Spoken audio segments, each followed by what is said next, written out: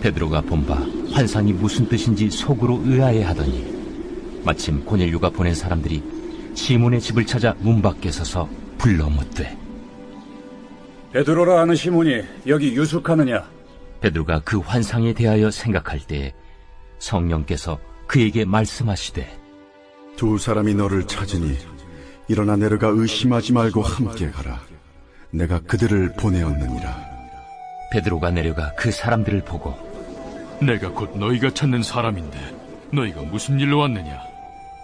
백부장 고넬료는 의인이요 하나님을 경외하는 사람이라 유대 온 족속이 칭찬하더니 그가 거룩한 천사의 지시를 받아 당신을 그 집으로 청하여 말을 들으려 하느니라. 베드로가 불러들여 유숙하게 하니라. 이튿날 일어나 그들과 함께 갈새 요빠에서 온 어떤 형제들도 함께 가니라.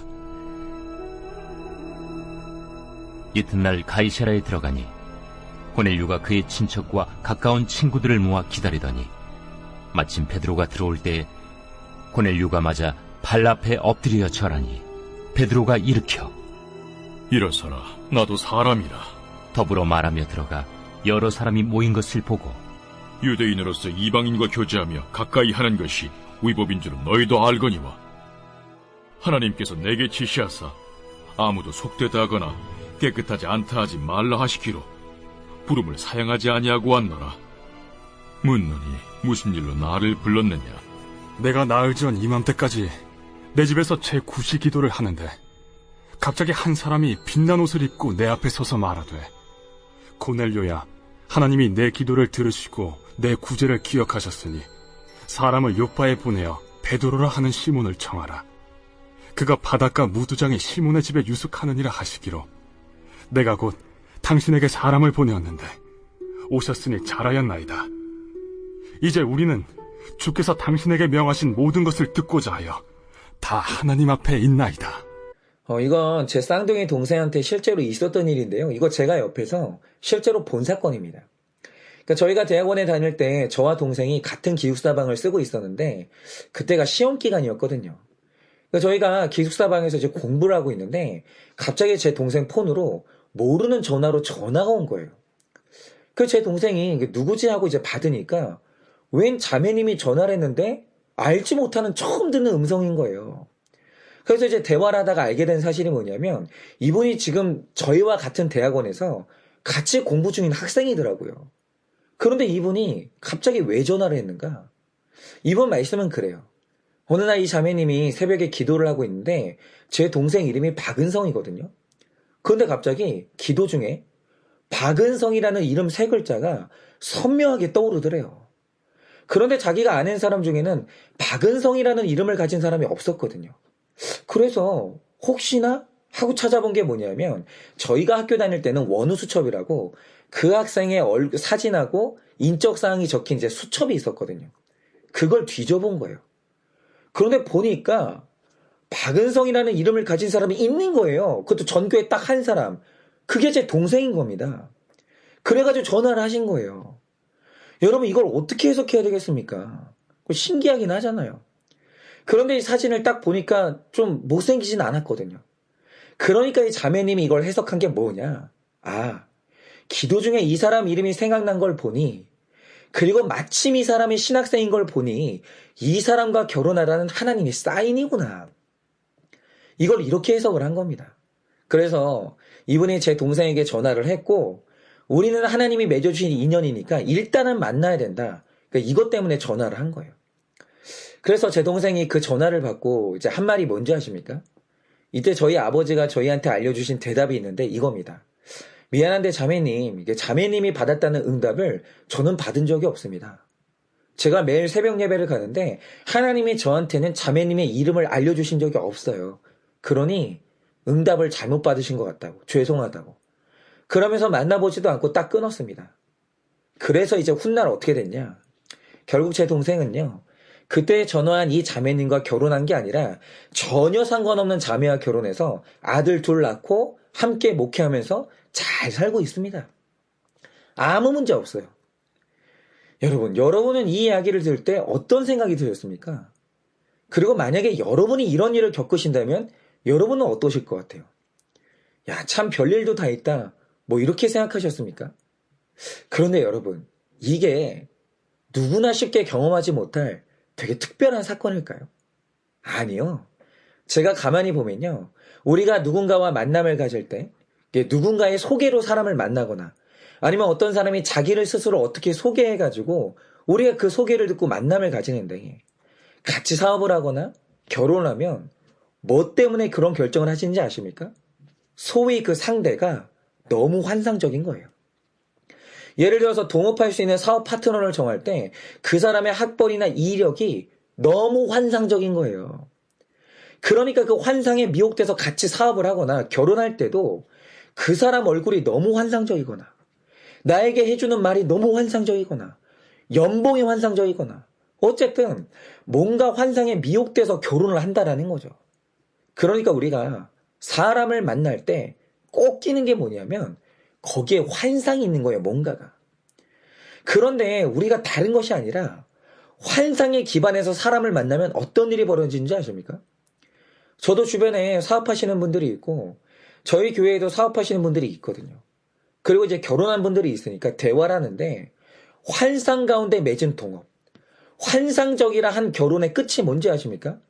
이유는 다 달라도 환상의 법칙이 있는데 환상은 반드시 깨져요.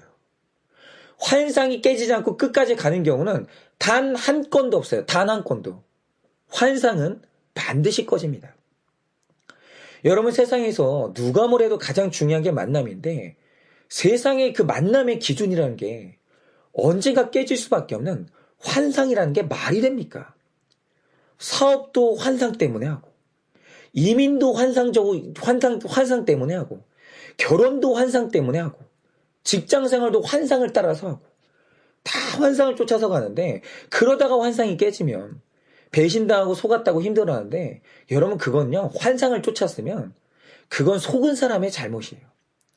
여러분 어떻게 중요한 결정을 하면서 환상이 기준이 될 수 있습니까? 세상에 그것만큼 잘못된 게 없다라는 거죠. 여러분 오늘 말씀의 베드로를 보세요. 23절을 보면 오늘 낯선 사람들이 베드로를 찾아오는데 베드로가 그 사람들을 믿고 자기 숙소에 불러들입니다.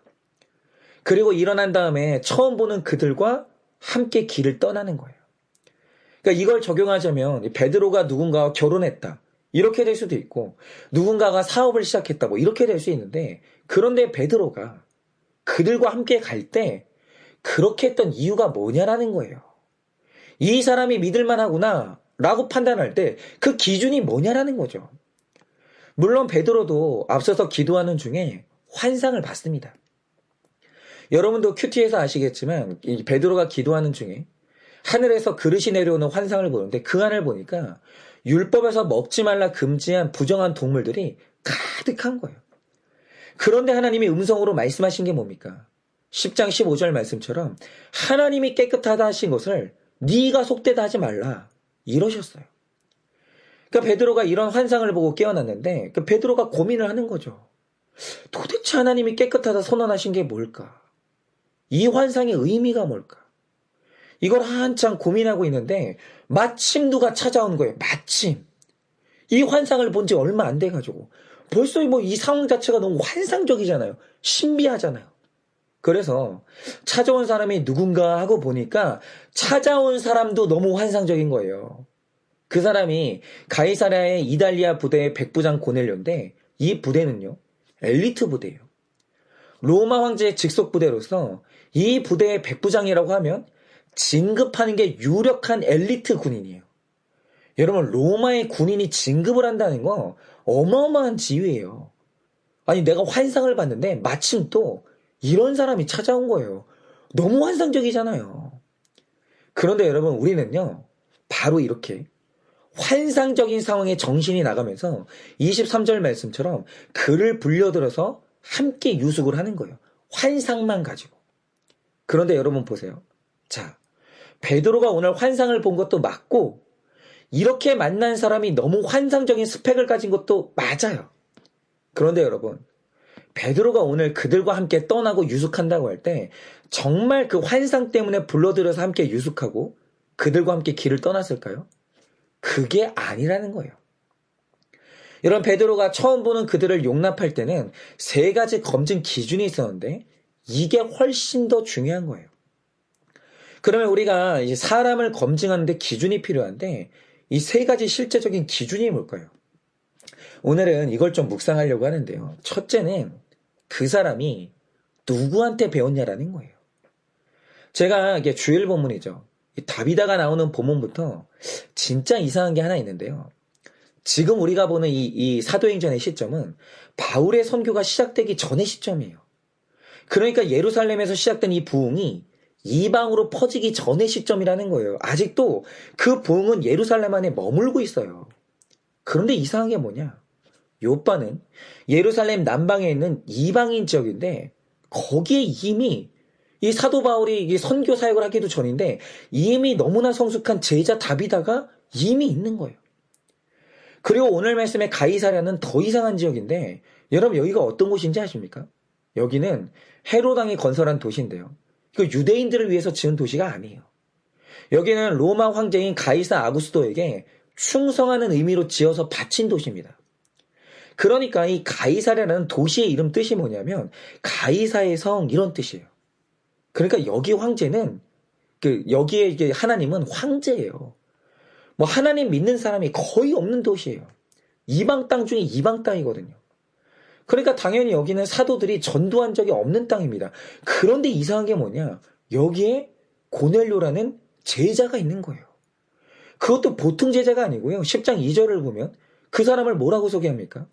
그가 경건하여 온 집과 더불어 하나님을 경외하며 백성을 많이 구제하고 하나님께 항상 기도하는 사람이었다라고 해요. 그러니까 이미 너무나 성숙하고 완성에 가까운 제자가 이 이방 땅에 있는 거예요.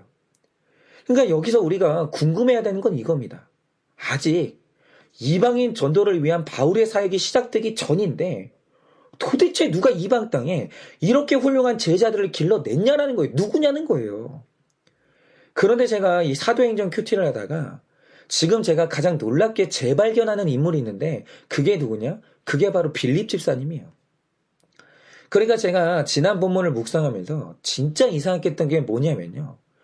왜 하나님이 대형교회에서 목회 잘하는 빌립을 뽑아내서는 광야로 보냈을까? 이해가 안 됐거든요. 그러니까 가성비가 안 맞잖아요. 대형교회 사역도 되게 중요한 건데 왜 한 사람만을 위해서 그 사람을 뽑아냈을까? 이해를 못했거든요. 그런데 이제 사도행전을 차례대로 묵상하면서 드디어 알게 된 사실이 뭐냐? 빌립이 거기서 멈추지 않았다라는 거예요. 그 사역이 끝난 다음에 끝없이 이동하면서 제자들을 길러냈는데 빌립이 가는 데마다 굵직한 제자들이 탄생을 하는 거예요. 일단 어제 말씀에 다비다도 빌립이 키운 제자가 확실한데 이 고넬료도요. 빌립이 기른 제자가 확실해요. 왜입니까? 사도행전 8장 40절을 보면 그가 에디오피아 내시를 전도하고 이동을 하는데 어디로 이동합니까? 고넬료가 살고 있는 가이사랴로 간 거예요. 그런데 이 다비다와 고넬료가 빌립의 제자라는 또 하나의 증거가 있습니다. 그게 뭐냐? 자, 빌립은 한 사람의 구원을 위해서 자기 교회를 포기할 정도로 헌신적인 섬김의 사람이잖아요. 그런데 그가 키운 제자들에게 공통적으로 나타나는 양상이 있어요. 그게 뭐냐? 사도행전 9장 36절에서 다비다를 소개하는데 뭐라고 소개합니까? 선행과 구제하는 일이 심히 많았다라는 거예요. 그런데 10장 2절을 보면 이번에는 고넬료에 대해서 소개하는데 뭐라고 소개하는지 아십니까? 백성을 많이 구제하는 사람이라고 소개를 해요. 바로 이거죠. 여러분 두 사람은 만난 적이 없는 다른 지역의 이방인들이요. 그런데 두 사람이요. 똑같은 수준의 성숙한 제자가 됐어요. 그런데 더 특별한 건 뭐냐? 두 사람이 똑같이 구제하는 사역에 전심을 다했다라는 거죠. 그럼 이게 우연이 아닌 거예요. 어떻게 만나본 적도 없는 두 지역의 사람들이 이 사역하는 방향이 똑같았냐라는 거죠. 그런데 만나보지도 못한 두 사람이 이렇게 똑같은 모습으로 섰던 이유가 뭐냐?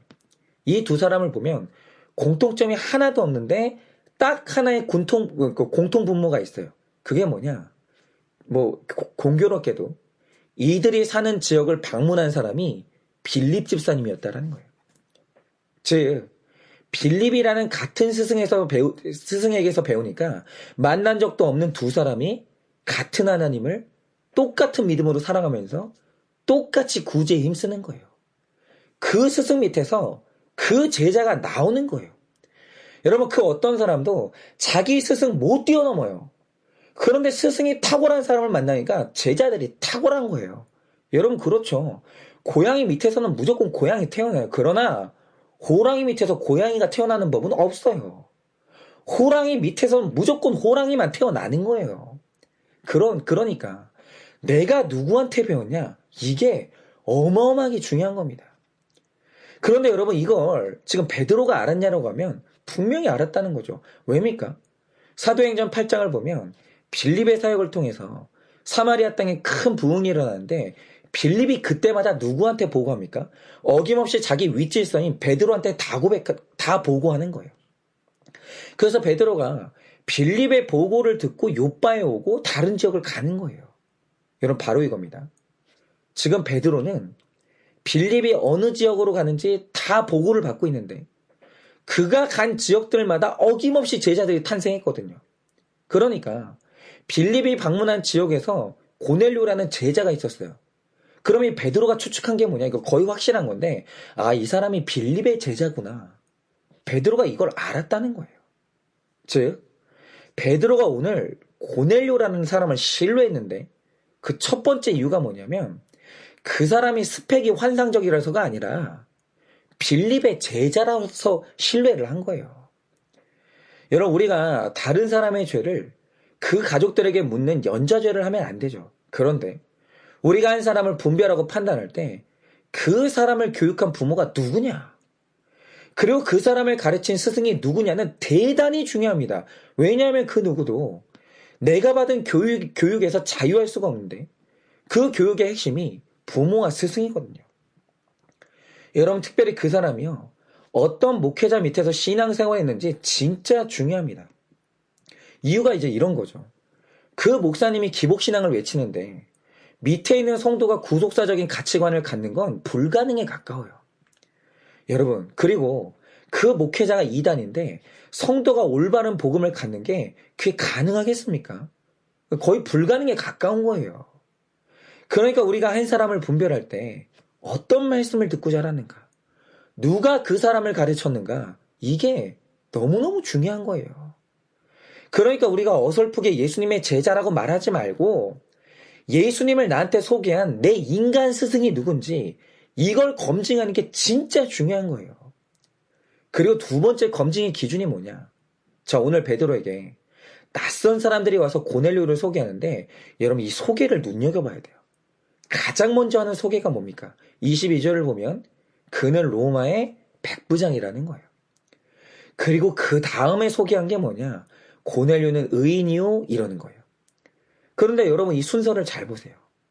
고넬료의 장점을 소개하기 전에 먼저 이 사람이 로마의 백부장인 것을 밝히는데 여러분, 이게 자기한테 득이 되는 소개일 것 같습니까?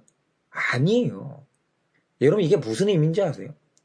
그건 28절에서 베드로가 그 의미를 잘 말해주는데 유대인과 이방인이 교제를 나누는 것은 불법이에요. 근데 그게 가이사랴에 살고 있던 이 고넬료도 유대인들의 이 문화를 잘 압니다. 이거 불법이에요. 만나면 안 돼요. 그래서 보통 유대인에게 나를 이방인으로 소개하면 그 만남 자체가 불가능한 거예요. 그러니까 오늘 이방인인 고넬료가 유대인 베드로를 만나고 싶다. 그러면 제일 먼저 해야 되는 말이 뭐냐면 그가 의인인 것을 먼저 말하고 그 내 약점인 로마의 백부장이라는 내 신분은 가장 나중에 말하거나 아니면 숨겨야 되는 거예요. 이거 먼저 말하게 되면 만남이 거절된 가능성이 너무 크거든요. 그런데 오늘 고넬료가 자기를 소개하면서 제일 먼저 말하는 게 뭡니까? 이 만남이 거절될 수도 있는 그 사유, 자기가 이방인, 심지어는 로마의 백부장이라는 자기 신분을 가장 먼저 얘기하는 거예요. 나한테 불리한 죄 고백을 가장 먼저 하는 거죠. 근데 이게 뭐냐? 바로 이게 진실성이에요. 여러분, 우리가 늘 말하는 거지만 인간이 100% 죄인이기 때문에 죄가 없는 사람이 없어요. 여러분, 중독 없는 사람이 없고 상처가 없는 사람이 없거든요. 그런데 어떤 사람이 자기를 소개하는데 환상적인 거예요. 좋은 것만 얘기하는 겁니다. 그리고 너무 완벽한 거예요. 그러면 그거 거짓말이에요. 그 사람 진실하지 않은 겁니다. 여러분 가끔 보면 연예인들이 사기 결혼을 잘 당하는데 이야기를 들어보면 왜 사기를 당하는지 아십니까? 누구나 다 자기를 소개하는데 소개하면서 환상적인 걸 가장 먼저 보여주는 거예요. 내가 타고 다니는 환상적인 차를 보여주고 환상적인 식당에 데려가고 환상적인 집에 데려가서 환상적인 매너를 보여주는 거예요. 그거 먼저 보여주는 거죠. 그런데 반면에 숨겨진 빚이나 아픈 가족사나 자기의 병이나 이혼 경력 같은 그런 건 환상적인 모습 뒤에 말하거나 아예 숨기는 거예요. 그런데 바로 그게 뭐냐? 이 순서 뒤집는 거. 이게 바로 거짓말인 거예요. 벌써 그 사람을 속이고 싶으니까 환상적인 거 먼저 말해주는 거예요. 진실성이 없는 겁니다. 그러니까 우리가 그 사람을 진실하게 알고자 할 때 가장 먼저 들어야 되는 게 뭐냐면 그 사람의 환상적인 모습이 아니라 그 사람의 로마의 백부장인 것. 즉 그 사람의 단점과 상처, 죄 고백을 먼저 해야 되는 거예요. 이거 먼저 하는 사람은 그 사람은 진실한 사람입니다. 그런데 오늘 빌립의 제자가 자기를 소개해요. 근데 소개하는데 가장 앞에 환상적인 자기 스펙. 저는 의인이라고 소개하는 게 아니라 내 단점인 로마의 백부장인 것을 밝히는 거예요. 이런데도 만나주시겠습니까? 이렇게 베드로를 배려해 주는 거예요. 이게 바로 진실성인 거예요. 그러니까 베드로는요, 여기에서 믿음이 딱 간 거예요. 야, 이 사람이 진실하구나. 이 사람이 진짜 나를 생각해주고 이 사람이 정말 나를 만나고 싶구나. 이게 느껴진 겁니다. 여러분 그리고 마지막이 뭡니까? 여러분 그가 의인인데 왜 의인이라고 말합니까? 지금 그 로마의 백부장이 온 유대의 칭찬 듣는 사람인데 여러분 왜 유대인이 이방인을 칭찬하겠습니까? 이유는 딱 하나. 그가 이방인이지만 가난한 유대인들을 많이 구제했거든요. 이 말 뜻이 뭐냐면 여러분 고넬료는 신자였는데 그는 주일에 깔끔하게 옷 입고 교회에 가서 자기 구원을 위해 기도하고 바로 집으로 돌아오는 썬데이 크리스천이 아니었다는 거예요. 그는 자기 돈을 들여서 구제를 한다는 것은 그가 신앙생활에 십자가가 있다라는 뜻이에요. 여러분 백부장은요. 그 삶에 자기가 짊어지고 가는 십자가가 있는 사람이었어요.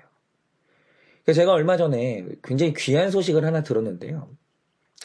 저희 교회에 이제 사업을 하시는 분이 계시거든요.